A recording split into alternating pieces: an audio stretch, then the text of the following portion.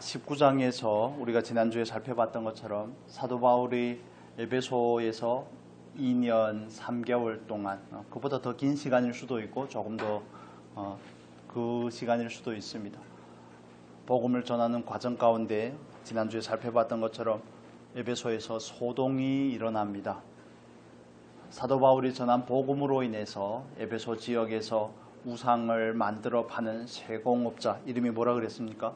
데메드리오라고 그랬죠. 조합장 같은 위치에 있는 사람으로 이해하면 좋을 것 같습니다. 복음을 전함으로 많은 사람들이 복음을 받아들이고 예수를 구주로 믿는 바람에 자기들이 파는 우상단지를 만들어서 파는 그 장사가 생업에 타격을 입게 되고, 그는 자기와 동업하는 사람들을 준동시켜 원성을 소동하게 만들고 바울과 그 일행들을 잡아 가두려고 하죠. 그런데 바울은 잡히지는 않았습니다만 또 그 지역에 있는 관원이 중재로 풀려나게 됩니다. 그래서 20장 1절에서는 소요가 그침에로 시작합니다. 우리 1절 한번 다시 볼까요? 1절. 소요가 그침에 바울은 제자들을 불러 고난 후에 작별하고 떠나 마게도냐로 가니라. 바울은 지금 제3차 전도 여행을 하고 있습니다. 에베소, 우리 PPT로 한번 보여주시면 좋겠습니다.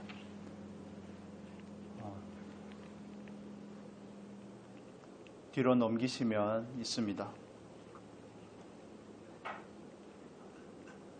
PPT 말씀을 넘기시면 집사님 뒤에 있습니다.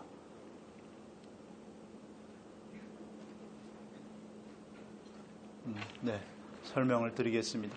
이건 바울이 지금 한 장 더 넘겨주시면 그 다음 장에 제3차 전도 여행이죠. 바울은 지금 여기 있는 에베소에서 복음을 전하다가 소요가 일어나서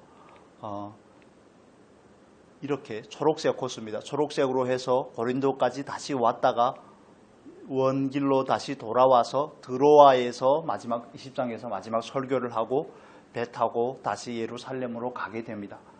1절에서 6절의 내용은 이 이야기를 하고 있는 겁니다. 이 부분을 이해하기 위해서 19장의 말씀을 이해할 필요가 있습니다. 우리 19장 21절 다시 한번 볼까요? 21절. PPT 띄워놓으시고 19장 21절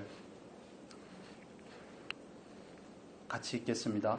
이 일이 있은 후에 바울이 마게도냐와 아가야를 걸쳐 예루살렘으로 가기로 작정하여 이르되 내가 거기 갔다가 후에 로마도 보아야 하리라 하고. 아멘. 우리가 지난 시간에 나눌 때 바울이 작정하여는 우리 한글 성경에 나와 있지 않지만 성령 안에서 결정을 한 것이라고 말씀을 드렸습니다. 그래서 바울은 매사에 모든 일에 사역 중심이 아닙니다. 성령 중심입니다. 소명 중심입니다.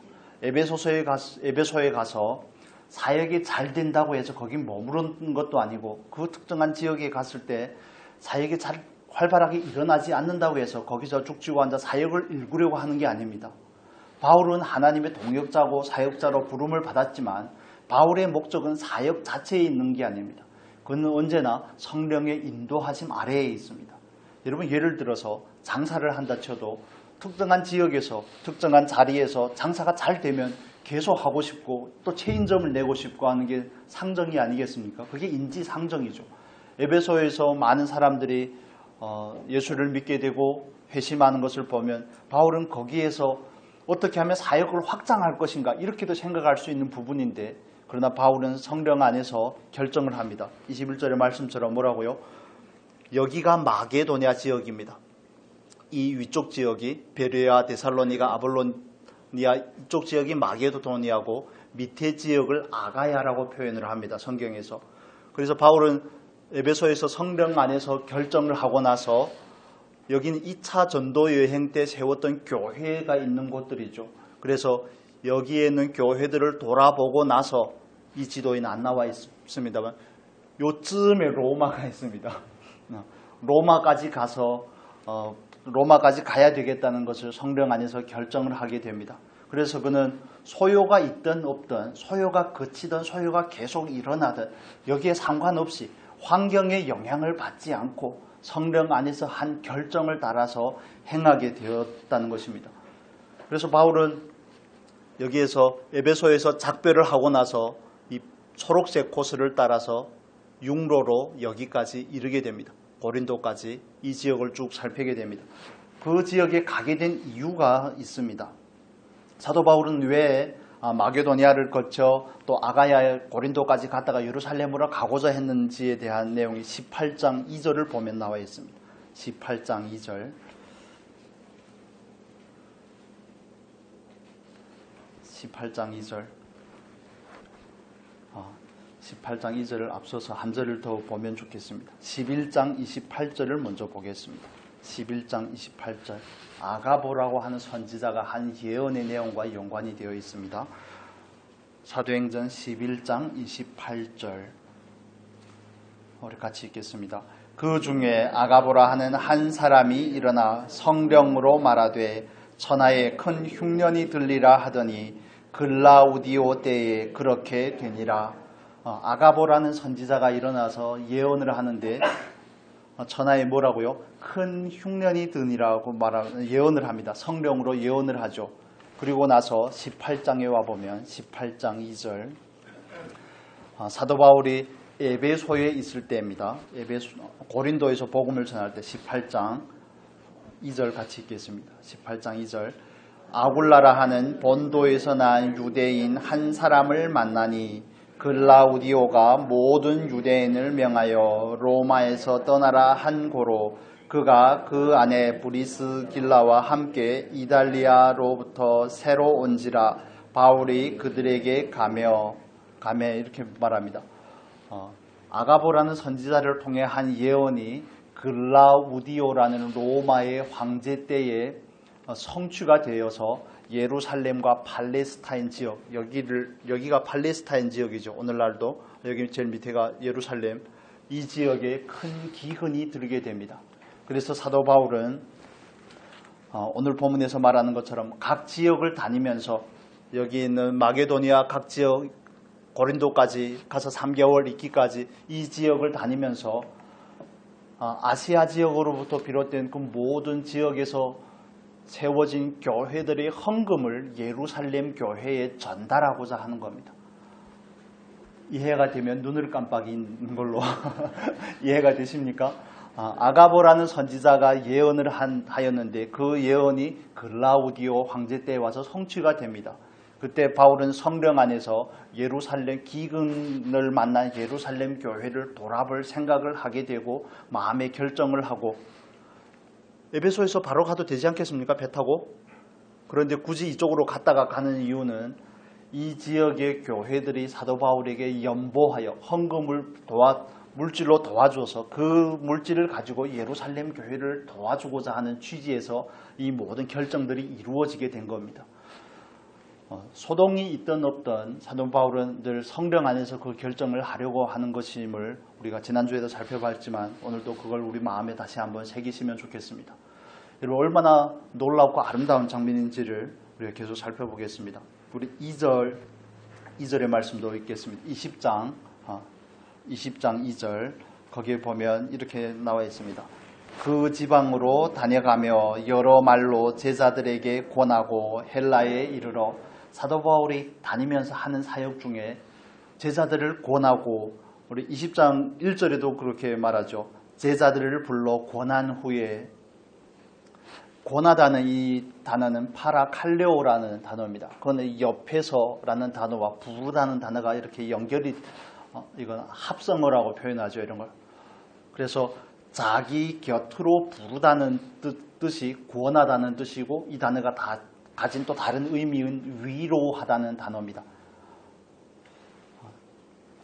그래서 사도 바울은 가는 곳곳마다 교회를 세울 뿐만 아니라 교회에 있는 구성원들, 성도들, 자기의 제자들을 권면하는 일에 분주했음을 사도행전을 통해서 우리에게 빈번하게 알려주고 있습니다. 교회를 세우는 것도 중요하지만 그러나 그 교회가 유지될 수 있도록 그 교회의 구성원들의 믿음을 굳건하게 지켜나가게끔 하는 게 사역에 있어서는 굉장히 중요한 측면이라는 것을 사도행전을 통해서 우리에게 보여주고 있습니다. 성령의 역사로 말미암아 교회가 세워지죠. 그렇다면 그 교회는 이제는 말씀 안에 뿌리를 내리고 점차 더 굳건하게 세워져 가야 되고 성장해 가야 되는 겁니다. 그 역할들을 하기 위해서 사도 바울은 가면서 가는 곳곳마다 마게도니아에 가든 아니면 고린도에 가든 에베소를 떠날 때든 그 지역의 제자들을 뭘 한다고요? 권면하고 위로하고 격려하고 다 그 단어가 가진 뜻입니다. 여러분, 우리가 신앙생활을 하면서 왜 공동체로 모여야 되는지 그 중요성이 여기에 있습니다. 특정한 목회자일 뿐만 아니라 우리가 피차 서로 권면하고 가르치는 거 굉장히 중요한 측면입니다. 왜냐하면 신앙생활은 혼자 할 수 있는 게 아닙니다. 혼자 할 수 있으면 예수님께서 왜 굳이 자기의 피를 주고 피를 값주고 교회를 사셨겠습니까? 그 베드로의 신앙 고백 위에 주는 그리스도시요 살아계신 하나님의 아들입니다 라는 그 고백 위에 자기의 피를 주고 교회를 세우셨겠느냐 하는 말씀입니다. 교회를 세우지 않고 너희들이 그냥 나를 잘 믿으라, 나를 따르라 하면 되지 않겠습니까?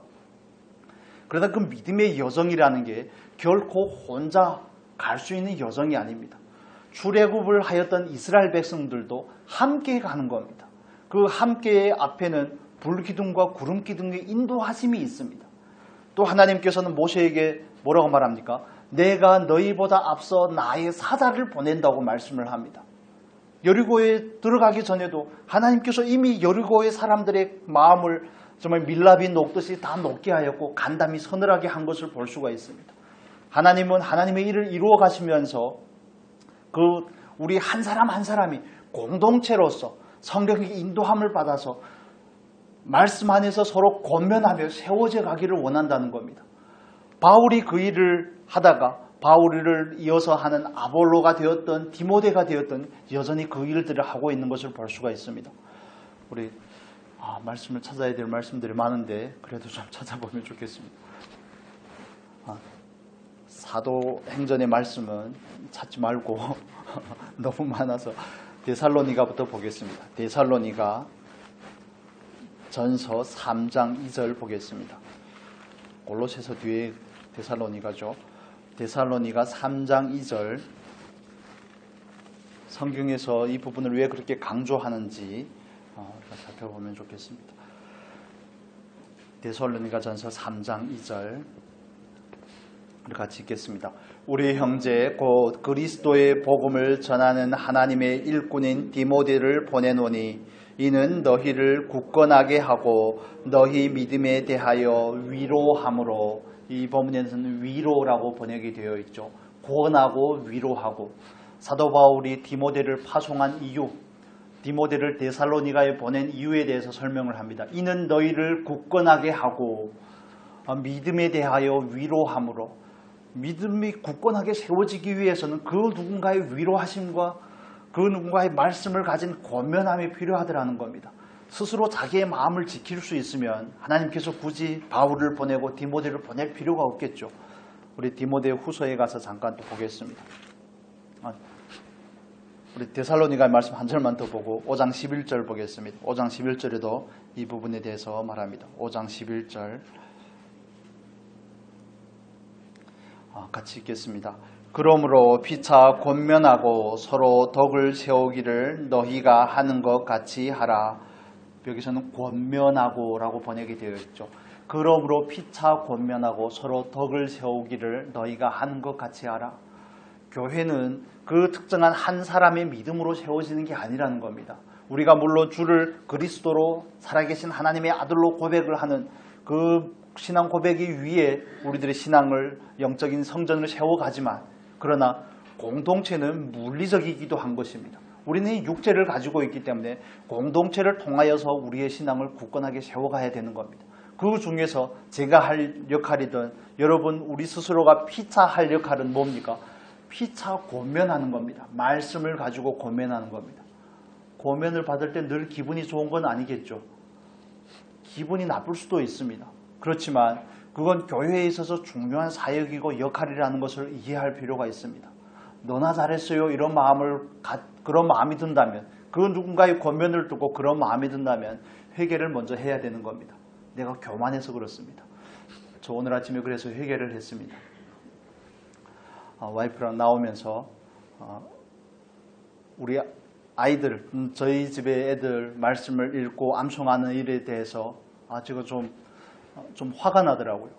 말씀이 중요하다 그러고 암송하는 것이 중요하다 그러고 제가 나름대로 중요하다고 생각하는 부분들인데 아이들이 구체적으로 실행할 수 있게끔 시키긴 하는데 시킨다고 다 하겠습니까? 그러면 애들이 아니죠.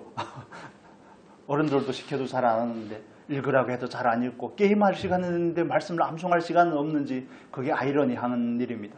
먹고 놀고 할 시간은 있는데 말씀이 중요하지 않아서 그러겠죠. 아직 그 중요성을 잘 모르기 때문에 그렇겠죠. 그래 하지 않은 것 때문에 애들한테 화가 나는 게 아니라 저한테 화가 나는 겁니다. 그래서 와이프한테 또 이런 얘기를 했습니다. 주일학교 애들도 그래서 주일학교에서는 어떻게 한다고 그러더라고요. 그래서 매번 예배를 드릴 때마다 그 달에 외우는 말씀을 계속 반복해서 돌리라고 그랬죠. 그러니까 중고등부나 잘하라고 저한테 그러는 거예요. 이게 주일날 아침인데 화를 낼 수도 없는 일이고 그래서 중고등부는 마음속으로 말을 들었는데 별로 썩 기분이 좋은 건 아니더만요. 그래 중고등부는 잘할 테니까 아동부는 아동부대로 잘하고 그래서 마음이 좀 불편한 마음이 있어서 하나님 맞습니다. 다른 사람이 바른 말을 하는데 받지 못하는 것은 그 옹졸함 때문이고 내가 가진 그 자존심 때문이죠.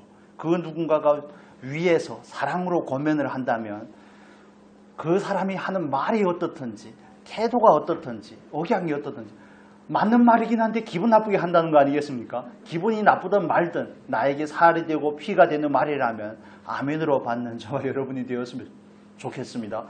우리가 먼저 돌아봐야 될 일입니다. 다른 사람의 맞는 얘기를 하는데 왜 기분이 나쁩니까?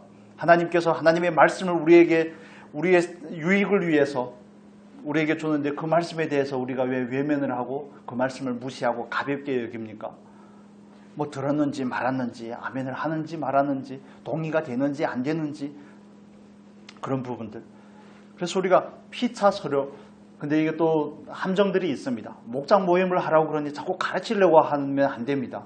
물론 우리는 안 그런 줄 아는데 저도 다른 모임에 가니까 이렇게 서로 받은 은혜를 나누라고 하는데 거기서도 자꾸 코칭을 하려고 그럽니다.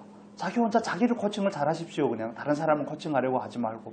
제가 또 목사니까 저한테 코칭하는 자리가 아니고 은혜를 나누는 자리인데 뭘 또 코칭을 하라고 그럽니까? 인생의 코칭이 부족해서 세워지지 않는 게 아닙니다. 겸손하지 않아서 세워지지 않는 거죠. 코칭보다 더 중요한 것은 받으려고 하는 마음이 아니겠습니까? 하나님의 말씀대로 살고자 하는 마음. 누가 말하든 그게 하나님의 말씀으로 받아진다면 나라를 바꾸고자 하는 그 중심이 더 중요한 거 아니겠습니까? 맨날 따지고 맨날 가르치고 해봐야 바뀌겠습니까? 안 바뀝니다. 나도 안 바뀌는데 다른 사람이 바뀌겠습니까? 그래서 우리가 피차 권면하고 이 얘기를 하다가 여기까지 왔는데 피차 권면을 할 때 정말 부드러운 마음으로 이해를 하고 받으면 좋겠습니다. 물론 들을 때 기분이 나쁠 수 있습니다. 사람이니까요. 살아있기 때문에 그런 거죠. 우리의 육체가 워낙 이기적이고 자기애가 충만하기 때문에 그렇습니다. 좋은 얘기를 하는데 기분이 나쁜 거 이거 정말 미스테리하지만 그렇습니다. 이렇게 생겨 먹었습니다. 마음이. 사람이 그렇게 생겨 먹었기 때문에 조언에 대해서도 불편해하고 자기가 잘 되라고 그래도 왜 잔소리를 하냐 그러고 좀 어투가 세게 말하면 왜 성질을 내냐 그러고 제 딸들이 자꾸 그러는데 그렇습니다. 그렇지만 우리가 피차 권면하는 거 하나님께서 맡기신 놀라운 사역이라는 것을 이해하셔야 됩니다. 목회자에게뿐만 아닙니다. 피차 사도 바울이 디모데를 보내는 이유에서도 위로하고 권면하고 덕을 세우는 일을 하라고 하듯이 저도 여러분에게 해야 되지만 여러분도 저에게 해야 되고 여러분 스스로도 피차해야 되는 일입니다. 그래서 그 누군가에게 어떤 일이 있으면 정말 따뜻한 마음으로 사랑의 마음으로 가르치려고 하는 게 아닙니다. 그의 입장에서 그와 함께 울고 그와 함께 웃고자 하는 그 마음으로 그리스도의 심정으로 나아갈 수 있었으면 좋겠습니다. 정말 그의 아픔에 공감을 한다면 뭐 굳이 설교를 수십 편을 하지 않고 닥달을 하지 않아도 그 마음이 알고 그 마음에서 변화가 있지 않겠습니까? 그런데 우리의 그 동기가 순수하지 못하고 자꾸 가르치려고 하고 자꾸 위세를 부리려고 하고 하나님의 말씀을 가지고 자기가 자꾸 우위에서 뭔가를 하려고 하기 때문에 상대방이 덕이 되지 않고 유익이 되지 않는 것은 아닌지 우리가 스스로를 살펴보며 교회 안에서 함께 세워져 가는 게 얼마나 중요한지를 다시 한번 우리가 깨닫는 시간이 될 수 있기를 축복합니다. 그래서 우리가 저희 교회는 2살부터 80대까지 있지 않습니까? 정말 온 세대를 아우릅니다. 그래서 피차 권면하고 세워주는 일이 얼마나 중요하겠습니까? 어른이 역할 뿐만이 아닙니다. 우리 이 말씀을 보겠습니다. 다른 한 구절을 볼 텐데 디모데 후서의 말씀을 보겠습니다. 디모데 후서 이 부분에 있어서도 사도 바울이 자기의 영적인 아들인 디모데를 권면하는 내용입니다. 그가 해야 될 사역에 대해서 디모데 후서 4장 2절 보겠습니다. 1절 2절 같이 보면 좋겠습니다. 1절 2절 디모데후서 4장 1절 2절 같이 읽겠습니다. 하나님 앞과 살아있는 자와 죽은 자를 심판하실 그리스도 예수 앞에서 그가 나타나실 것과 그의 나라를 두고 엄히 명하노니 너는 말씀을 전파하라. 때를 얻든지 못 얻든지 항상 힘쓰라. 범사의 오래 참음과 가르침으로 경책하며 경계하며 권하라. 여기서는 권하라라고 표현을 하죠. 그래서 사도 바울이 디모데에게 목회에 대한 권면을 할 때 엄히 명하노니라고 말합니다. 엄히 명하는데 그 명하는 구체적인 내용이 2절에 있는 내용이죠. 전파하는 거, 때를 얻든지 못 얻든지 범사에 오래 참음으로 가르치고 경책하고 교훈하고 경계하고 권하는 거, 그걸 디모데가 할 일이라고 강조하는 겁니다. 그래서 저와 여러분이 함께 그리스도 안에서 인연이 되어서 한 주님의 몸된 공동체를 세워감에 있어서 서로 상부상조하는 것, 우리가 말씀으로 서로 교제하고 말씀으로 서로 세워주고 격려하고 위로하고 하는 일이 우리 안에서 활발하게 일어났으면 좋겠습니다. 그리하여 저와 여러분이 믿음 안에서 정말 함께 세워져 갈 수 있는 은혜가 있었으면 좋겠습니다. 우리에게 필요한 부분들이 그런 부분이라는 생각이 듭니다. 오랫동안 함께 신앙생활을 하지만 물론 교회에 있는 구성원들이 다 서로가 그렇게 허물없이 지내줄 수는 없습니다. 그건 정상적이지가 않죠. 그것도. 그렇지만 그건 누군가의 아픔에 비록 그렇게 친한 관계가 아닐 수가 있습니다. 그냥 한 교회에 다니는 지체일 수가 있죠. 그렇지만 그에게 가지는 그 마음은 친하기 때문에 하는 것은 육신의 일일 수가 있습니다. 그러나 그리스도의 마음으로 나아가는 것, 그건 하나님께서 기뻐하시는 마음이 아니겠습니까? 그게 바로 예수 그리스도의 마음이죠. 그래서 사도 바울은 방금 말씀드렸던 것처럼 우리 본문에 와서 한번 읽고 또 본문이 생각이 잘 안 날 수도 있기 때문에 본문에 와서 20장에 와서 다시 보겠습니다. 12절까지 해야 되는데 큰일입니다. 우리 3절 4절의 말씀을 보겠습니다. 3절 4절 본문에 와서 20장 3절 4절 같이 읽겠습니다. 거기 석 달 동안 있다가 배 타고 수리아로 가고자 할 그때에 유대인들이 자기를 해하려고 공모함으로 마게도냐를 거쳐 돌아가기로 작정하니 아시아까지 함께 가는 자는 베레아 사람 부로의 아들 소바드와 데살로니가 사람 아리스다고와 세군도와 더베 사람 가이오와 및 디모데와 아시아 사람 두기고와 드로피모라. 아멘.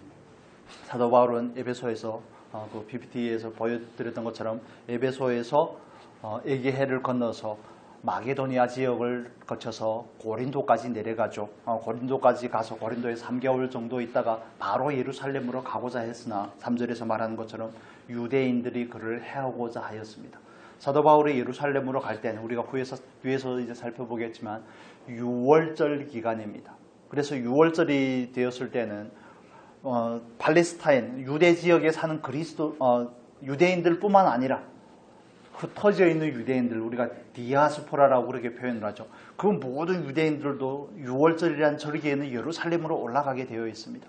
그래서 사도 바울이 타는 그 배에 합류해서 그 배에서 바울을 죽이고자 한 것은 아닌가, 보통 그렇게 이해를 합니다. 그래서 바울이 그들의 괴계를 알고 나서 다시 육로로, 다시 그 길로 위에서 에베소에서 마게도니아로 건너와서 고린도까지 내려왔다 그 길을 돌아서, 아까 봤던 빨간색 선입니다. 돌아서 다시 에베소로 갔다가 드로아에서 20장 후반절에 설교를 하고 다시 배 타고 돌아가게 됩니다. 그런데 제가 말씀을 드리고자 하는 것은 사도 바울이 이 지역의 교회를 굳건하게 하는 거 한 가지 목적이라고 그랬습니다. 세운 교회를 권면하고 위로함으로 굳건하게 세우는 거. 그리고 그 교회에 뭘 전달받는다고요? 헌금을 전달받아 예루살렘 교회를 돕고자 하는 거죠. 그런데 4절에 나오는 이 사람들의 이름을 보시면 베레아 사람, 이건 마게도니아 지역입니다. 집사님 가능하면 아까 그 PPT 한번 보여주시면 좋겠습니다. 베레아 사람, 또 소바도와 데살로니가 사람, 아리스다고와 이런 사람들, 이 사람들은 전부 사도 바울이 1차, 2차, 3차 세 번의 전도 여행을 거치면서 세웠던 그 지역의 교회 대표들입니다. 그 교회가 그 예루살렘 교회를 후원하고자 하는 물질을 사도 바울에게 보내고, 그래서 세 지역의 교회의 대표들입니다. 여기 보면 이쪽 지역은 사도 바울이 제일 처음에 1차 선교 여행 때 다녔던 지역이죠. 루스드라든지 데베든지 더베든지, 그리고 안디옥, 비시디아 안디옥이든지 이 지역은 1차 선교 여행 때 사도 바울이 세웠던 교회들입니다. 여기 지역의 대표는 누굽니까? 여기 나오는 루스드라의 디모데는 루스드라 사람이죠. 오래돼서 생각이 잘 안 날 수도 있습니다. 그리고 더베에 있는 가이오, 이 지역의 사람들의 대표가 지역 교회에 헌금을 전달하게 되고, 또 에베소 사람들도 전달을 하고, 이 위쪽에 있는 베레아 사람, 데살로니가 사람, 마게도니아 지역에서도 헌금을 전달해서 예루살렘 교회를 세우고자 하는 겁니다. 이걸 이렇게 설명을 드리는 이유는 사도 바울이 다니는 곳곳마다 사실은 제자들을 격려하고 제자들을 세우지만, 그러나 그들이 세워진 모습을 통하여서 사도 바울이 격려를 받는 겁니다. 내가 하나님의 종으로서 부름을 받아 가는 곳곳마다 복음을 전파하고 살아계신 하나님을 전하는 일이 얼마나 가치가 있고 의미가 있는지, 얼마나 많은 열매들로 나타나는지, 사도 바울이 파송됨으로 인해서 세워졌던 교회들이 이제는 자립하여서 헌금을 모아서 다시 모교회격인 예루살렘 교회를 도와줄 때 예루살렘 교회의 성도들은 얼마나 큰 위로를 받겠습니까? 하나님의 사역이 얼마나 놀랍게 하나님의 뜻을 따라서 예루살렘과 사마리아와 땅끝까지 펼쳐지는 그 사역의 확장을 보면서, 사역의 열매들을 보면서, 그들을 통해서 되돌려받는 그 피드백을 보면서, 그들의 섬김을 보면서 그 마음이 얼마나 위로를 받겠습니까? 여러분, 그래서 이 신앙이라는 그 여정은 그 한두 사람이 가는 게 아닙니다. 예루살렘 교회, 안디옥 교회를 통해서 소아시아 지역이나 마게도니아 지역, 아가야 지역의 교회들이 세워지지만, 그러나 그 교회들을 통해서 또 다른 교회들이 세워집니다. 로마에도 교회가 세워지고, 그 교회가 오늘날 저와 여러분이 사는 여기까지 복음이 전파된 거 아니겠습니까? 그래서 저와 여러분은 그 다른 사람의 신앙의 어깨 위에 서는 겁니다. 혼자 세워지는 사람은 아무도 없습니다. 뭐 좀 안다고 아는 척하고 잘난 척 할 수도 있겠죠, 말씀에 대해서.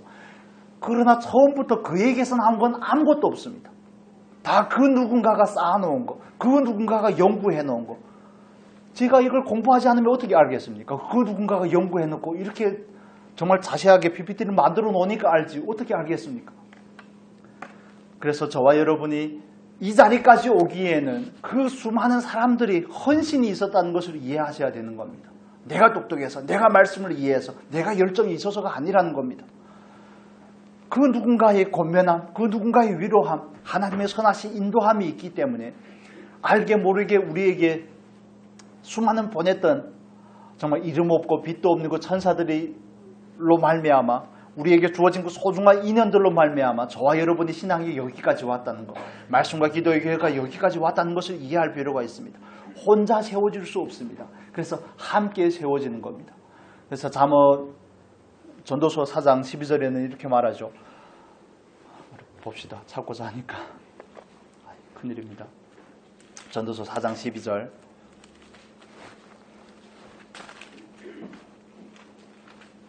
전도서 4장 12절의 말씀 같이 읽겠습니다.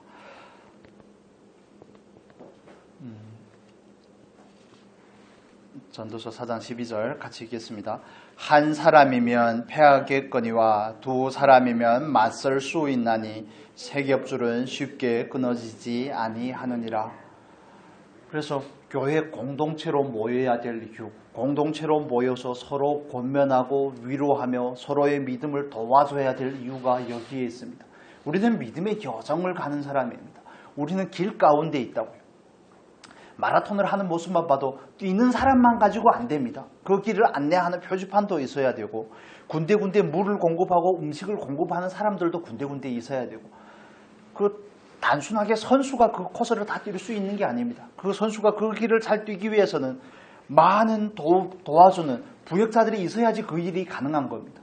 저와 여러분의 신앙의 여정도 마찬가지입니다.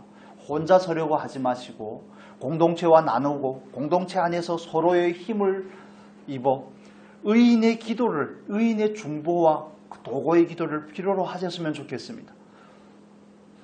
혼자 마음 물론 다 오픈하기는 어려울 수 있습니다. 그러나 그 문제들이 정말 감당이 안 된다면 저에게 얘기하고 장로님에게 말씀을 드리고 또 믿음 많은 교회 공동체 식구들에게 말씀을 드려서 우리가 함께 하나님을 바라보고 함께 세워져 가면 어떻겠습니까? 혼자 안에만 있으면 근심과 염려만 늘어갈 뿐입니다. 그러나 우리는 의인의 강구가 역사하는 힘이 크다는 사실을 믿습니다. 그래서 서로가 권면하며 세워가며 서로의 기도 제목을 나누고 이런 일들은 목장에서 할 일입니다. 가르치는 게 아닙니다. 나의 깨달음을 그 누군가에게 강요하는 것도 아닙니다. 내가 보지 못하는 건 그가 봅니다. 그가 본 것은 나는 보지 못할 수가 있습니다. 어린아이하고도 마찬가지입니다. 그래서 우리가 그리스도 안에서 정말 하나님이 기뻐하는 그런 교회로 세워졌으면 좋겠습니다. 사람이 많고 적음이 아니라 정말 우리는 같은 배를 탄 동역자라는 인식과 의식을 가지고 서로 권면하고 위로하고 내 신앙만 아니라 다른 사람을 세워주기 위해서 내가 있다는 사실을 인지하고 합력하고 협력하여 세워져 갔으면 좋겠습니다. 그래서 오늘 본문에는 이 부분을 또 이렇게 설명을 합니다. 12절의 말씀을 보면 유두고의 사건을 통해서 이 단어가 다시 한번 등장을 하는데 20장 12절 보겠습니다. 20장 12절 본문 20장 12절 같이 읽겠습니다. 사람들이 살아난 청년을 데리고 가서 적지 않게 위로를 받았더라. 여기서 말하는 위로라는 이 단어도 권면하다, 권하다라는 단어와 똑같은 의미를 가집니다. 20장 1절에서 12절까지는 3번 쓰여져 있죠. 1절에서 2절에서는 권하다로 쓰여지고 12절에 와서는 위로를 받았더라. 권하고 위로하는 이유가 뭡니까? 주의 백성들을 세우기 위함입니다. 교회를 세우기 위함입니다. 어찌 보면 이 부분이 하나님의 목적하심이라고 이해할 수도 있는 부분입니다. 7절에서 12절까지 내용은 사도 바울이 다시 드로아로 돌아올 때 고린도에 가서 3개월 동안 있다가 다시 드로아라는 곳으로 돌아와서 이제 그 교회에서 작별하면서 설교를 하는데 저는 왜 그렇게 했을까 궁금하기도 하지만 설교를 장장 10시간에 걸쳐서 한 것으로 보통 이해를 합니다. 설교를 그렇게 길게 하면 어떻게 합니까? 저처럼 짧게 해야지. 그렇게 설교를 길게 하니 얼마나 아쉬우면 그러겠습니까? 이 부분에 전 너무 뭉클했습니다. 사도 바울을 언제 또 볼지 드로아 성도들의 입장에서는 정말 사도 바울을 통해서 전달받는 그 메시지를 얼마나 받고 싶었겠습니까? 그러니까 10시간에 걸쳐서 설교하고 나누고 하는 일들을 하다가 보니까 유두고라는 본문에는 청년이지만 사실은 청소년 정도로 이해가 됩니다. 본당은 꽉 차 있고 앉을 데가 없으니까 창문에 걸터 앉아 있다가 졸다가 떨어져서 죽었다는 게 아니겠습니까? 그런데 죽은 그 유두고를 하나님께서 살리시죠. 바울을 통해서 살립니다. 사람이 죽었다가 사는 거 경천동지할 일이 아닙니까? 정말 놀라 자빠질 일이죠. 그런데 본문은 유두고가 살아난 사건을 다루는 게 아니라 유두고가 살아나서 그 일이 얼마나 놀라운 일인지 그걸 말하는 것이 아니라 그 사건으로 인하여서 교회가 세워지는 이야기를 하고 있는 겁니다. 하나님의 자녀들이, 성도들이, 제자들이 위로를 받았다고 이야기를 합니다. 그 받은 위로로 인해서 그들은 자기들이 믿는 신앙에 대해서 확정을 가졌을 겁니다. 자기가 믿는 그 하나님이 과연 살아계신 하나님임에 대한 간증을 간접적으로나마 가지고 그 믿음은 더 굳건해졌을 겁니다. 그래서 하나님께서는 그 일을 위하여서 유두고의 사건을 주셨다고 이해해도 전혀 문제가 되지 않습니다. 죽은 유두고를 살린 건 바울의 능력이 아니라 하나님의 능력입니다. 하나님은 그 일을 선용하고자 하는 겁니다. 어떤 사람이 예수께 나와 묻죠. 이 사람이 소경이 된 것은 누구의 죄 때문입니까? 누구의 죄가 아니라 뭐라고요? 하나님의 영광을 위함이라고 말합니다. 죽은 나사로에게 넷째 날이 되었어야 찾아온 예수님을 향하여서 마르다가 원망조로 이야기하지 않습니까? 왜 이제야 왔냐도. 이제는 내 동생이 썩어서 냄새가 납니다. 이런 이야기가 뭡니까? 진작에 빨리 오지 사람을 보냈을 때 왜 미소거리다가 이제야 왔습니까? 그런 뉘앙스가 거기에 품어져 있지 않겠습니까? 그때 예수님께서 하는 말씀이 뭡니까? 믿기만 하면 하나님의 영광을 보리라고 말씀을 합니다. 하나님이 하시는 모든 일들은 하나님의 영광을 받으시기 위함도 있지만 하나님의 자녀들, 하나님께서 세우신 그 교회를 굳건하게 세워가는 데 있습니다. 사건과 말씀을 통해서 위로하고 격려하고 권면함으로 인해서 그 교회가 이 땅에 지옥의 권세에 무너지지 않는 것, 마귀의 휘둘림에 휘둘리지 않고 굳건하게 믿음 안에서 세워져 가는 것, 그게 하나님께서 원하시는 일들입니다. 저와 여러분 안에서 우리가 섬기는 말씀과 기도의 교회라는 이 공동체 안에서 일어나야 될 일들입니다. 정말 간증이 있으면 나누시기를 바랍니다. 자랑이 아니라 내가 만난 그 하나님을 나눠주는 그런 목장 모임이 되고 우리 서로의 피차의 나눔이 되었으면 좋겠습니다. 교회는 그렇게 세워져 가는 겁니다. 죽은 사람이 죽었다가 살아나는 일 때문에 교회가 세워지는 것이 아니라 그 일을 이루신 하나님 때문에 교회가 세워져 가는 게 아니겠습니까? 여러분, 하나님께서 저와 여러분을 하나님의 자녀로 또 특정한 보이는 로컬 철치라고 말하죠. 보이는 교회로 부르셨습니다. 그래서 우리가 서로 합력하여 서로 권하고 위로함으로 피차 위로를 받음으로 이 믿음의 여정을 가라고 말씀하시는 줄로 믿습니다. 권하고 위로하는 일이, 격려하는 일이 없으면 믿음과 신앙이 잘 세워지지 않습니다. 설교만 해서 되면 얼마나 좋겠습니까? 그런데 요즘 와서 많이 느끼는 거지만 설교보다도 더 중요한 것, 버금가게 중요한 것은 서로 권면하고 세워주는 일입니다. 그걸 우리가 다른 표현으로 양육이라고도 표현을 하죠. 그래서 이런 일들, 세부적인 일들, 설교가 통합하여서 하는 일이라면 목장이라든지 양육이라든지 이런 세부적인 일들을 해야지 교회가 세워질 수 있습니다. 그리고 또 한 부분을 살펴봐야 될 것 같습니다. 우리 7절의 말씀을 볼까요? 7절, 여기는 7절 말씀 한번 읽겠습니다. 그 주간의 첫날에 우리가 떡을 떼려 하여 모였더니 바울이 이튿날 떠나고자 하여 그들에게 강론할세 말을 밤중까지 계속하매, 이렇게 말합니다. 여기서 말하는 그 주간의 무슨 날이에요? 첫날에라고 표현을 하죠. 예전에 한글 성경은 다른 식으로 표현을 했던 걸로 이해가 됩니다. 안식 후 첫날에 이렇게 표현이 되었습니다. 예전에 한글판 번역은. 그러나 여기는 주간의 첫날에라고 번역을 하였죠.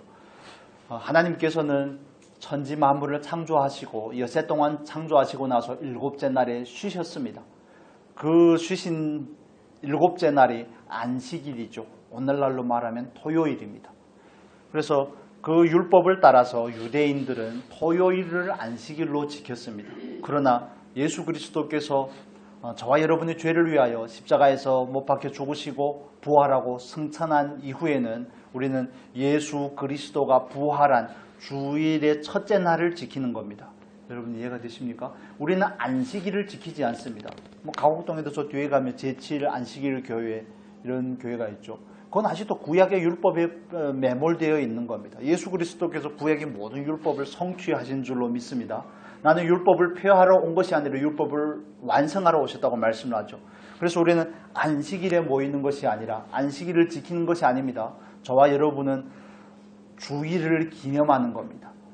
어떤 마음으로? 소망 가운데. 예수님께서 안식 후 첫날에 부활을 하시지 않았습니까? 예수님께서 부활의 첫 열매가 되었다는 사실을 근거로 하여 우리는 그날에 모여서 예배하고, 마치 유두고의 사건 가운데서 바울이 드로아에서 했던 것처럼 안식 후 첫날에 거기는 말씀이 있습니다. 떡을 땜이 있습니다. 친교와 교제를 말하죠. 성찬이 있습니다. 거기는 기도가 있습니다. 이런 것들을 통해서 첫날에 하는 이유는 우리가 이 1년의 종교적인 행위는 아니지만 이런 일들을 함으로 인해서 우리도 부활의 첫 열매가 되신 예수님과 같이 그 부활을 사모하는 마음으로 이 자리에 있는 겁니다. 주일이기 때문에 교회에 오는 게 아닙니다. 물론 그것도 맞죠. 그런데 그 궁극적인 목적과 동기는 우리도 예수 그리스도의 그 부활에 동참하고자 하는 소망 가운데 우리는 예배의 자리에 있는 겁니다. 그 소망으로 인해서 우리는 예배를 드리고 하나님의 말씀을 공급을 받음으로 인해서 소망을 가진 자로서 하루하루의 일상을 믿음 안에서 살고자 하는 겁니다. 소망이 저와 여러분의 일상을 견인해 가는 겁니다. 이끌어가는 것이죠. 그래서 우리가 주일날 주님 앞에 나올 때마다 오늘은 주님께서 부활하신 날입니다 라는 그 인식 안에서 주님이 부활했던 것처럼 나도 언젠가는 부활할 것이고 그 영적인 몸을 입고 영의 몸을 입고 하나님의 백보좌 앞에 설 것입니다 라는 그 경외와 두려움의 마음을 가지고 하나님 앞에 서야 될 줄로 믿습니다. 그래서 우리가 소망을 가지고 나와서 하나님의 말씀으로 공급을 받아 우리의 믿음을 굳건하게 함으로 또 우리의 일상에서 그 믿음을 따라 삶으로 신앙은 삶입니다. 그 삶으로 우리의 소망이 더 견고해지게 되는 겁니다. 여러분 주일날 예배하러 나올 때마다 부활에 대한 소망과 그 인식을 가지고 나옵니까? 그 인식을 가지시기를 축복합니다. 우리는 그 소망을 가지고 나오는 겁니다. 이 세상에서 아무리 고단하고 힘들고 어려울지라도 아프고 일도 잘 안 풀리고 여러 가지 어려움들이 있다고 할지라도 이 세상이 전부가 아니라 하나님께서 우리에게 정말 독사골에 어린아이가 손을 집어넣어도 물리지 않는 우리가 교동문에서 봤던 예수 그리스도가 진정한 왕이 되시는 그 나라, 영원한 나라에 대한 소망을 가지고 우리는 하나님 앞으로 나오는 겁니다. 예배의 자리에 나와서 그 부활의 소망 안에서 정말 모든 것을 초월하는 마음을 가지고 하나님 앞에 예배를 드리는 겁니다. 부활의 소망을 가지시기를 축복합니다. 그 소망으로 인해서 우리는 우리의 일상 안에서 피차를 고민하는 일을 더 열심히 해야 되겠죠. 그래야지 우리가 이 믿음의 여정을 가고 믿음의 여정을 마칠 수 있기 때문에 그렇습니다. 그리스도인이 이 땅의 것만 바라고 산다는 거 정말 어리석은 일입니다. 그 누구보다도 불쌍한 일입니다. 이 땅에서 가진 명예며 돈이며 그런 게 뭔 그렇게 소용이 있겠습니까? 필요하기는 하지만 그걸 목적 삼는 그리스도인은 정말 불쌍한 인생입니다. 여러분 우리가 정말 주님 앞에 나올 때마다 하늘의 소망을 다시 확인하는 주일 예배가 될 수 있기를 축복합니다. 그렇습니다. 그래서 그 예배 안에는 말씀이 있고 기도가 있고 나눔이 있고 성찬이 있습니다. 그것들로 인해서 우리의 믿음이 점점 더 견고해지고 소망을 향해서 달려갈 수 있기 때문에 그렇습니다. 여러분 또 한 가지는 저와 여러분의 삶 가운데 하나님의 은혜와 축복이 있기를 원합니다. 그 기적이 있기를 원합니다. 그렇지만 기적이 늘 목적이 되지 말고 그 기적 이면에 있는 그 하나님을 만나시기를 또한 축복합니다. 두서없이 말씀을 막 드렸는데 말씀 한번 정리해 보도록 하겠습니다. 여러분 사도 바울이 가는 곳곳마다 교회의 제자들을 권하고 하는 것은 그 교회를 굳건하게 세우고자 함이라고 사도행전을 통해서 우리에게 반복해서 말씀해 주고 있습니다. 우리가 섬기는 이 교회 이 공동체도 정말 권면함으로 위로함으로 서로 상주함으로 세워져 갈 수 있기를 축복합니다. 모든 것이 잘 어우러져서 교회가 세워져 가는 것입니다. 그리고 우리가 주일날 하나님 앞에 나올 때마다 정말 그 소망을 가지고 하나님 앞에 나오셔서 하나님으로 가득 채움을 받고 채움받은 은혜를 가지고 한 주일 동안 이기면서 살 수 있는 은혜가 있기를 축복합니다.